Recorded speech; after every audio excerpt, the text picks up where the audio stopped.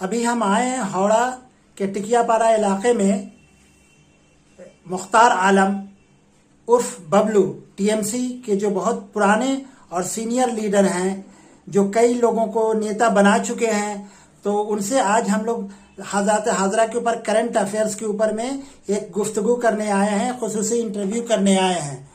तो मुख्तार आलम बबलू साहब, ये बताइए कि कल हमारे रिस्पेक्टेड पीएम मोदी साहब आ रहे हैं, प्राइम मिनिस्टर नरेंद्र मोदी आ रहे हैं कलकत्ता में, मगरबी बंगाल में मुख्तलिफ किस्म के डिफरेंट डेवलपमेंट के प्रोजेक्ट का वो इफ्तितार करेंगे। जैसे हल्दिया डक का प्रोजेक्ट है या और भी प्रोजेक्ट है जिसमें आपका 18,680 करोड़ रुपए का इन्वेस्टमेंट करेंगे, ये सेंट्रल गवर्नमेंट देगी।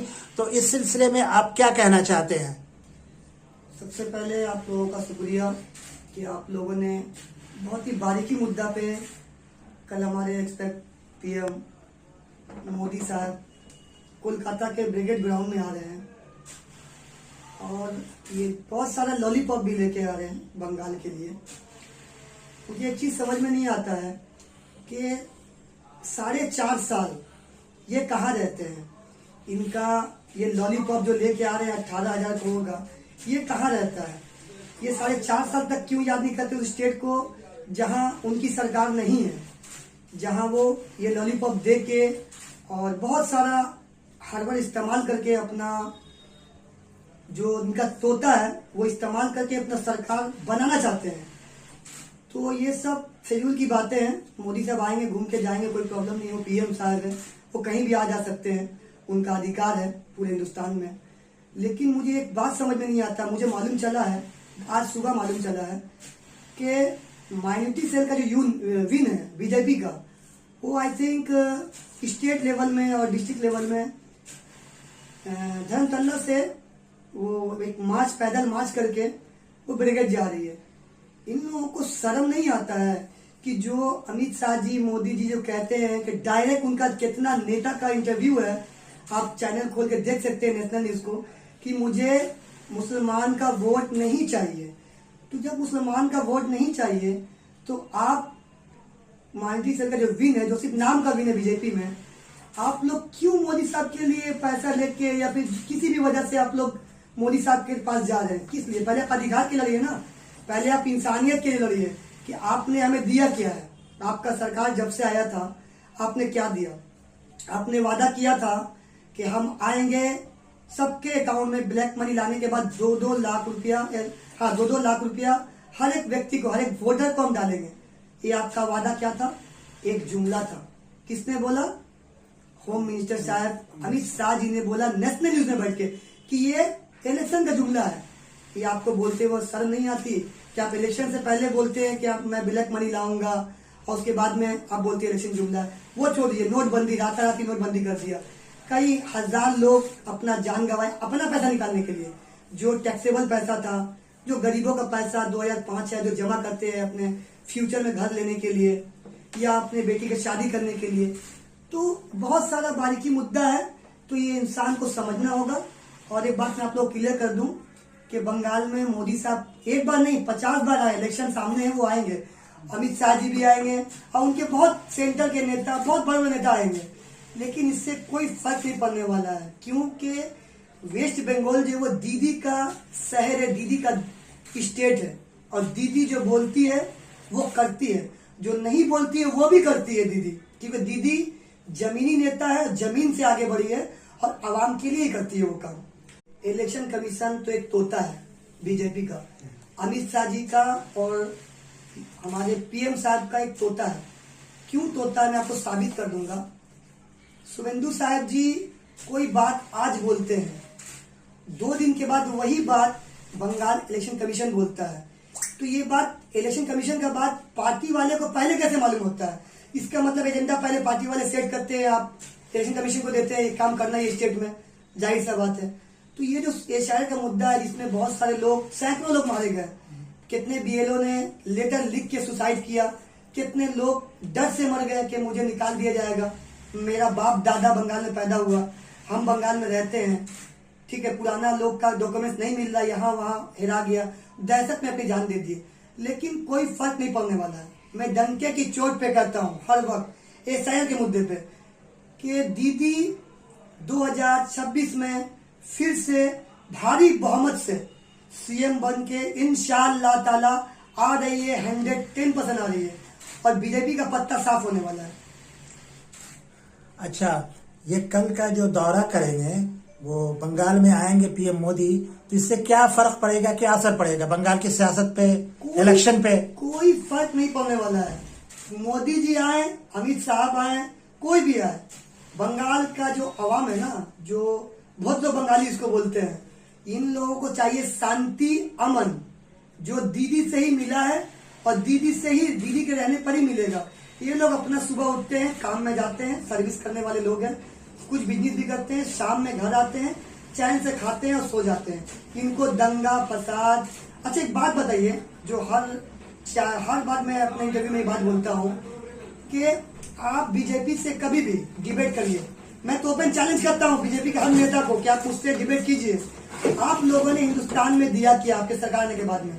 आपने 2 लाख बोला, आपने वो नहीं दिया। आपने नौकरी बोला, 2 करोड़ नौकरी, आपने वो नहीं दिया। आपसे जब कोई नेता, कोई अपोजिशन सवाल करता है नेशनल न्यूज पे या भी लोकल चैनल पे कि आपने क्या दिया, आप गप से बात घुमा देते हैं इंडिया पाकिस्तान, आप चल जाते हैं हिंदू मुसलमान, आप चल जाते हैं मंदिर मस्जिद। आपके पास दूसरा ऑप्शन क्या है? आप डेवलप पे बात क्यों नहीं करते? आप जॉब पे बात क्यों नहीं करते? आप हर वक्त हिंदू मुस्लिम क्यों करते हैं? आपके पास, आप चाहते क्या है? देश को आप किस जगह लेके जाना चाहते हैं? आप हिंदुस्तान को किस जगह लेके जाना चाह रहे हैं, ये बताइए। ये जो देश है, ये सेकुलर मुल्क है। यहाँ पे जितना हक हिंदुओं का है, उतना मुसलमान का, उतना सिख का, उतना बुद्धिस्ट का, उतना जैन का, सबका है। ये मेरा नहीं, ये सबका मानना है। मोदी जी को जहाँ से बेनिफिट समझ में आता है कि ये कंट्री मुझे बेनिफिट देगी, वहां पे ये हाथ मिला लेते हैं। कभी पाकिस्तान जाके बिरयानी खा लेता है कोई, कभी कोई किसी। मोदी जी कितना कंट्री घूम चुका पता है आप लोगों को? आप लोग तो मुझसे बेहतर जानते होंगे। ये मोदी जी इतना कंट्री घूम चुके हैं पीएम बनने के बाद, जो आज तक कोई पीएम हिंदुस्तान का इतना कंट्री घुमा नहीं है। आप ठीक है, आप घूम रहे, आपने डेवलप क्या किया हिंदुस्तान के लिए? डेवलप क्या किया हिंदुस्तान के आवाम के लिए? डेवलप क्या किया? ये अनभक्त जो है ना, अनभक्त जो मोदी मोदी मोदी करते हैं, ये तो उन लोगों को पता नहीं, उन लोगों का भी बच्चों का करियर खत्म हो चुका है। आने वाले जो यूथ जनरेशन है, जब जॉब ही नहीं रहेगा हिंदुस्तान में, हमारे देश में, जब हमारा तरक्की नहीं रहेगा देश, जब जीडीपी हमारा गिर जाएगा, जब हमारा देश कर्जा में आ जाएगा, हमारा वैल्यू गिर जाएगा नोट का, तो अनभक्ति कब तक करोगे? कब तक अनभक्ति करके आप जिंदगी काटोगे अपना? खुल के बोलो, सामने आओ, हक का बात करो। को मशवरा देने की जरूरत नहीं है, क्योंकि बंगाल में रहने वाले लोग एडुकेटेड पर्सन हैं और ये लोग जानते हैं कि किसको वोट देना है और कौन यहाँ सरकार रहेगा तो हम शांति से रह पाएंगे। इन लोगों का कुछ एमपी बढ़ गया, दंगा फसाद देख लीजिए चालू हो गया था स्टार्टिंग एमपी लोग सभा इलेक्शन के बाद में। तो ये लोगों का काम ही है दंगा फसाद लगाना, ये लोग का काम है दंगा। और मैं उन मुसलमानों को खास करके बोल रहा हूँ जो मुसलमान बीजेपी पार्टी करते हैं। आप किस रीजन से करते हैं? आप डिबेट कीजिए मुझसे, क्यों करते हैं? बीजेपी सरकार ने आपको दिया क्या है? मुसलमान को देश में दिया क्या है? वो तो बोलते हैं हम हिंदुस्तान के है ही नहीं, मुसलमान हिंदुस्तान का ही नहीं है, हिंदुस्तान इनका सिर्फ इकलौता है। तो आप लोग को शर्म नहीं आता है बीजेपी करते हुए, बीजेपी की रैली करते हुए, बीजेपी के साथ राजनीति करते हुए? क्यों करते हैं आप लोग?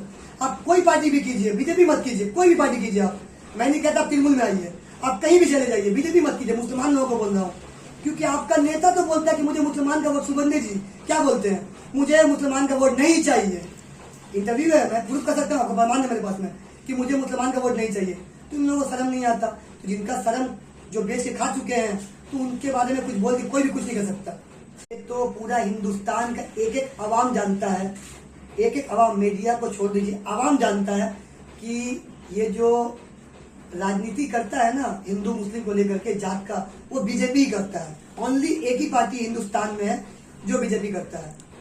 अभी आप सोचिए, इलेक्शन करीब है, मोदी साहब आ रहे हैं, 18,800 या 600 का एक लॉलीपॉप लेके आ रहे हैं, हल्दिया ढक के, किसी भी चीज के लिए डेवलप करके। तो आप 4.5 साल कहाँ रहते हैं? आप बंगाल का जीएसटी का पैसा बाकी है, वो क्यों नहीं देते हैं? बहुत सारा पैसा, 2 लाख कितना 1000 करोड़ पेंडिंग है। आप पहले उसको तो दीजिए जो गरीब आवाम तक पहुंचे पैसा। आप प्रोजेक्ट बाद में दिखाइएगा लॉलीपॉप अपना। और आप जो इन सीबीआई, ईडी, इनकम टैक्स जो आपका तोता है, इसको देके चमकाते हैं, हर बिजनेसमैन को या पार्टी के सीनियर नेता को।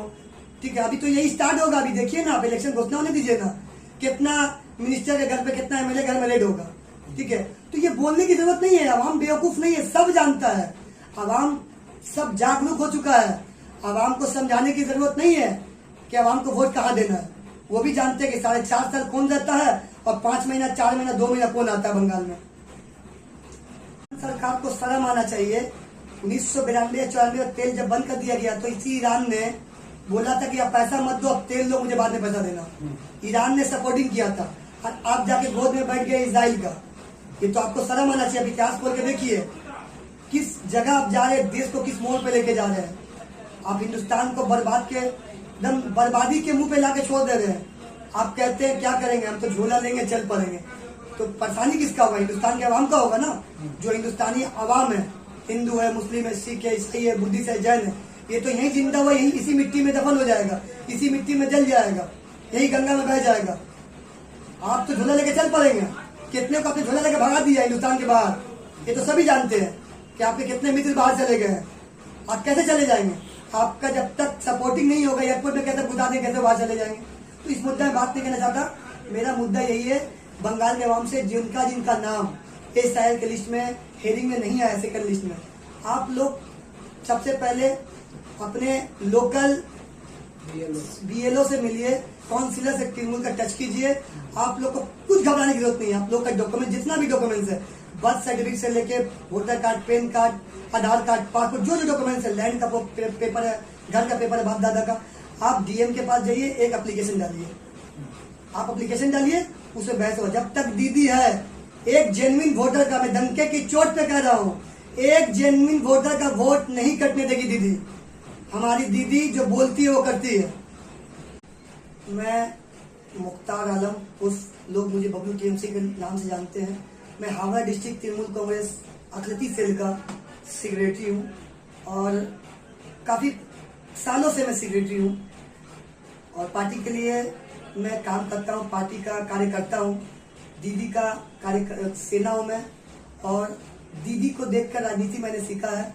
2002 से राजनीति करता हूँ मैं, और दीदी को देखकर और अभिषेक जी को देखकर ही मैं राजनीति करता हूँ। मैं कोई लोभीबाजी नहीं करता हूँ, मैं बस तृणमूल कांग्रेस करता हूँ और आवाम का सेवा करता हूँ। जिस आवाम को मेरा जरूरत पड़ता है, रात में 2 बजे भी जरूरत पड़े, ये जरूरी नहीं है कि टिकिया पाड़ा या शिवपुर या पिलखाना, पूरे हावड़ा कलकत्ता को मेरा जरूरत जब पड़ता है, मेरे पास जब भी फोन आता है, मैं तब उनकी जितना मेरा औकात, मेरा पावर है, मैं उनकी मदद करता हूँ इंसानियत के नाम पे।